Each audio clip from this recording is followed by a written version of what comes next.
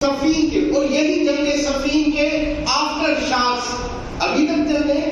ابھی جو بھی حق بات کرے اس کے اوپر FIR نکل آتی ہے. ابھی آپ دیکھیں انجینئر محمد علی مرزا نے حدیث عمار کے لیے ایک اسٹینڈ لیا کہ اللہ کے حبیب نے فرمایا تھا حضرت عمار کو جنگ صفین میں باغی گروہ قتل کرے گا اور جو جہنم کی طرف بلائے گا اور وہ علی حق کی طرف بلائیں گے. یہ بات ہضم نہیں ہو رہی بنو امیہ کے اس ریکا خاروں کے طرف سے کہ وہ کہہ رہے کہ چلیں یہ شیعہ ہو گیا، یہ ہو گیا وہ. بھائی کوئی شیعہ نہیں ہوا.